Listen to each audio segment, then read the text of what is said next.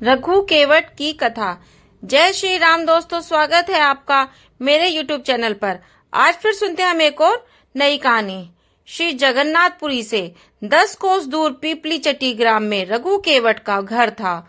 घर में स्त्री और बूढ़ी माता थी। सवेरे जाल लेकर रघु मछलियां पकड़ने जाता और पकड़ी हुई मछलियों को बेचकर परिवार का पालन करता। पूर्व जन्म के पुण्य संस्कारों के प्रभाव से रघु के हृदय में भगवान की भक्ति थी। वह अत्यंत दयालु था। मछलियां जब उसके जाल में आकर तड़पने लगती तब उसका चित्त व्याकुल हो जाता। उसे अपने कार्य पर ग्लानि होती, परंतु जीवन निर्वाह का दूसरा कोई साधन न होने से वह अपने व्यवसाय को छोड़ नहीं पाता था। तब रघु ने एक अच्छे गुरु से दीक्षा ले ली थी। गले में तुलसी की कंठी बांध ली थी। सवेरे स्नान करके भगवान का नाम का जाप करता था। भागवत सुनता और सत्संग में जाना उसका दैनिक कार्य हो गया था। इन सब से उसका अंतःकरण धीरे धीरे शुद्ध हो गया। जीव मात्र में भगवान विराजमान है, यह बात उसकी समझ में आने लगी थी और जीव हिंसा से उसे अब तीव्र विरक्ति हो गई थी। तब रघु के लिए मछली पकड़ना बहुत ही कलेशदायक हो गया था। उसने इस काम को छोड़ दिया। कुछ दिन तो घर के संचित अन्न से काम चला, पर संचय था ही कितना। उपवास होने लगा। घर में त्राही त्राही मच गई। पेट की ज्वाला तथा माता और स्त्री के तिरस्कार से व्याकुल होकर रघु को फिर जाल उठाना पड़ा। वह स्वयं तो भूख से प्राण दे सकता था, पर वृद्ध माता और पत्नी का कष्ट उससे सहा नहीं जाता था। पछता था, भगवान से प्रार्थना करता। वह तालाब पर गया। जाल डालने पर एक बड़ी सी लाल मछली उसमें आई और जाल से निकालने पर तड़पने लगी। रघु का हृदय छटपटा उठा। उसे स्मरण आया कि सभी जीवों में भगवान है। उस तड़पती मछली में उसे स्पष्ट भगवान प्रतीत होने लगे। इसी समय उसे माता और पत्नी की भूखी आकृति का स्मरण हुआ। दुखी व्याकुल रघु ने मछली को जाल से निकालकर पकड़ा और कहने लगा, मत्स्य रूपधारी हरि, मेरे दुख की बात सुनो। तुम्ही ने मुझे धीवर बनाया है। जीवों का मार काट कर पेट भरने के सिवा और कोई दूसरा उपाय मैं जीवन निर्वाह का नहीं जानता प्रभु। इससे तुमको मारने के लिए मैं विवश हूँ। तुम हरि हो या कोई और, आज मेरे हाथ से बचकर नहीं जा सकते। रघु ने दोनों हाथों से जोर से मछली का मुख पकड़ा और उसे फाड़ने लगा। सहसा मछली के भीतर से स्पष्ट शब्द आया, रक्षा कर नारायण, रक्षा कर नारायण। रघु चकित हो गया। उसका हृदय आनंद से भर गया। मछली को लेकर वह वन की ओर भागा। वहां पर्वत से बहुत से झरने गिरते थे। उन झरनों ने अनेक जलकुंड बना दिए थे। रघु ने एक कुंड में मछली को डाल दिया। रघु भूल गया कि वह कई दिन से भूखा है। भूल गया कि घर में माता और स्त्री उसकी प्रतीक्षा करती होंगी। वह तो कुंड के पास बैठ गया। उसके नेत्रों से 2 झरने गिरने लगे। वह भरे कंठ से कहने लगा, मछली के भीतर से मुझे तुमने नारायण नाम सुनाया है। अब तुम दर्शन क्यों नहीं देते? तुम्हारा स्वर इतना मधुर है तो तुम्हारी छवि कितनी सुंदर होगी। मैं तुम्हारा दर्शन पाए बिना अब यहाँ से हटूंगा नहीं। रघु को वहां बैठे बैठे 3 दिन हो गए। वह नारायण नारायण की रट लगाए था और नारायण में तन्मय था। एक बूंद जल तक उसके मुख में नहीं गया। दिन और रात का उसे पता ही नहीं था। भक्त की सदा खोज खबर रखने वाले भगवान एक वृद्ध ब्राह्मण के वेश में वहां आए और पूछने लगे, अरे तपस्वी, तू कौन है? तू इस निर्जन वन में क्यों आया है? कब से बैठा है यहाँ? तेरा नाम क्या है? रघु का ध्यान टूटा। तब उसने ब्राह्मण को प्रणाम करके कहा कि महाराज, मैं कोई भी हूँ, आपको मुझसे क्या प्रयोजन है? बातें करने से मेरे काम में विघ्न पड़ता है। आप पधारिए। ब्राह्मण ने तनिक हंसकर कहा कि मैं तो चला जाऊंगा, पर तुम सोच तो सही कि मछली की भी कहीं मनुष्य की बोली बोल सकती है। तुझे भ्रम हो गया है। जब कुछ उस मछली में है ही नहीं, तब तुझे किसके दर्शन होंगे? तू यहाँ व्यर्थ क्यों बैठा है? घर चला जा। रघु तो ब्राह्मण की बात सुनकर चौंक पड़ा। उसने समझ लिया कि मछली की बात जानने वाले ये सर्वज्ञ मेरे प्रभु ही हैं। वह बोला, भगवान, सब जीवों में परमात्मा ही है, यह बात मैं जानता हूँ।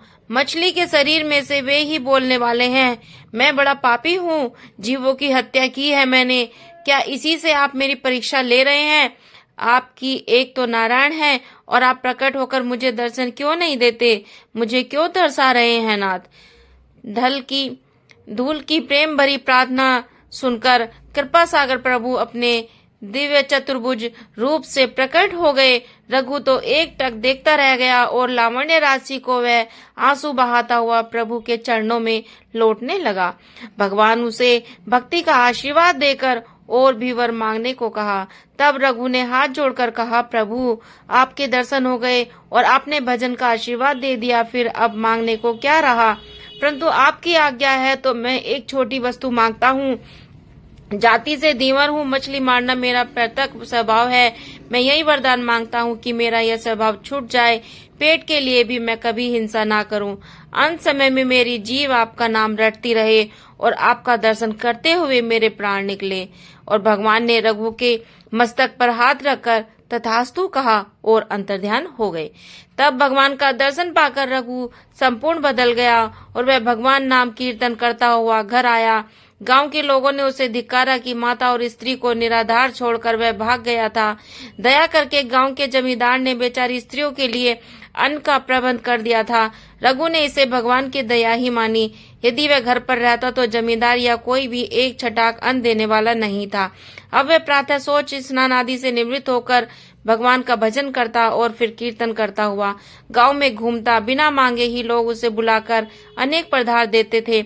इस प्रकार अनायास उसका तथा परिवार का पालन पोषण होने लगा।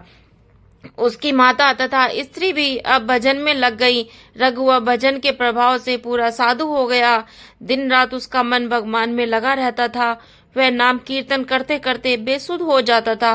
अब रघु की स्थिति ऐसी हो गई कि उनके मुख से जो निकल जाता वही सत्य हो जाता। वे वचन सिद्ध महात्मा माने जाने लगे। दूर दूर से नाना प्रकार की कामना वाली स्त्री पुरुषों की भीड़ आने लगी।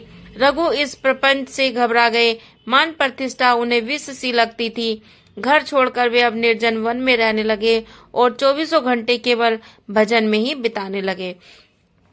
एक दिन रघु को लगा कि मानो नीलाचल नाथ श्री जगन्नाथ जी उनसे भोजन मांग रहे हैं। इससे उन्हें बड़ा आनंद हुआ। भोजन सामग्री लेकर उन्होंने कुटिया का द्वार बंद कर लिया और भक्त के बुलाते ही भाव के भूखे श्री जगन्नाथ प्रकट हो गए और रघु के हाथ से भोजन करने लगे। उधर उसी समय नीलांचल में श्री जगन्नाथ जी के भोग मंडप में पुजारी जी ने नाना प्रकार के पकवान सजाए और श्री जगन्नाथ जी के मंदिर से भोग मंडप अलग है। भोग मंडप में एक दर्पण लगा है और उस दर्पण में जगन्नाथ जी के श्री विग्रह का जो प्रतिबिंब पड़ता है उसी को नैवेद्य चढ़ाया जाता है। और जब सब सामग्री आ जाने पर पुजारी जी जब भोग लगाने लगे तब उन्होंने देखा कि दर्पण में प्रतिबिंब तो पड़ता ही नहीं है। दर्पण जहाँ का तहाँ था, बीच में कोई आड़ भी नहीं थी, पर प्रतिबिंब नहीं पड़ रहा था। और घबरा कर वह राजा के पास गया। उसने कहा, महाराज, नैवेद्य में कुछ दोष होना चाहिए। श्री जगन्नाथ स्वामी उसे स्वीकार नहीं कर रहे हैं, अब क्या किया जाए? श्रद्धालु राजा ने स्वयं देखा कि दर्पण में प्रभु का प्रतिबिंब नहीं पड़ता है और उन्होंने बड़ा दुख हुआ। वे कहने लगे कि पता नहीं मुझसे क्या अपराध हो गया है कि मेरी सामग्री से अर्पित भोग प्रभु स्वीकार नहीं करते। मुझसे कोई अपराध हुआ तो प्रायश्चित करने को मैं तैयार हूँ।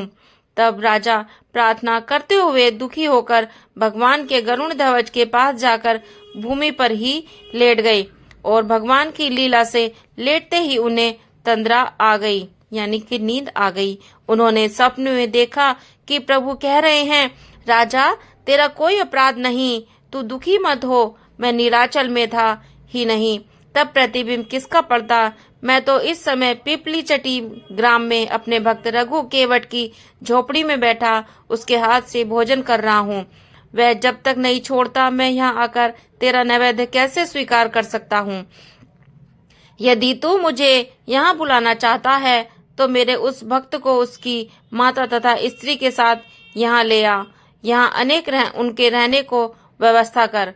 राजा का स्वप्न टूट गया और वे एकदम उठ खड़े हुए घोड़े पर बैठकर शीघ्रता से पिपली चट्टी पहुंचे और पूछ-पाछ कर रघु केवट की झोपड़ी का पता लगाया। जब कई बार पुकारने पर भी द्वार न खुला, तब द्वार बल लगाकर स्वयं खोला तो उन्होंने कुटिया का एक दृश्य देखते ही मूर्ति की तरह भूत हो गए और रोमांचित शरीर रघु सामने भोजन रखे किसी को ग्रास दे रहा है। रघु दिखता है, अन्न दिखता है, ग्रास दिखता है, पर ग्रास लेने वाला मुख नहीं दिखता है। राजा चुपचाप खड़े रहे। वे अज्ञात मुख से तो जिसे कृपा करके वह दिखाना चाहे वही बड़भागी देख सकता है। सहसा प्रभु अंतर्ध्यान हो गए। रघु जल से निकाली मछली की भांति तड़पने लगा। राजा ने अब उसे उठाकर गोद में बैठा लिया। रघु को होश आया। अपने को राजा की गोद में देख वो चकित हो गए। जल्दी से उठकर वे राजा को प्रणाम करने लगे और उन्हें रोककर स्वयंपुरी नरेश ने उनके चरणों में प्रणाम किया। श्री जगन्नाथ जी की आज्ञा सुनकर रघु ने नीलाचल चलना स्वीकार कर लिया और माता तथा पत्नी के साथ वे पुरी आए। उनके नीलाचल पहुंचते ही भोग मंडप के दर्पण में श्री जगन्नाथ जी का प्रतिबिंब दिखाई पड़ा और पुरी के राजा ने श्री जगन्नाथ जी के मंदिर से दक्षिण और रघु के लिए घर की व्यवस्था कर दी। आवश्यक सामग्री भिजवा दी। महाराज रघु अपनी माता और स्त्री के साथ भजन करते हुए जीवन पर्यंत वहीं रहने लगे। इसीलिए कहते हैं भाव के भूखे हैं भगवान। Thanks for watching friends. आशा करती हूँ मेरी वीडियो आपको पसंद आई होगी, तो प्लीज वीडियो को लाइक करें, चैनल को सब्सक्राइब करें और बेल आइकन पर क्लिक करें ताकि मेरी नोटिफिकेशन आपको मिल जाए। Please support me. Bye bye, take care.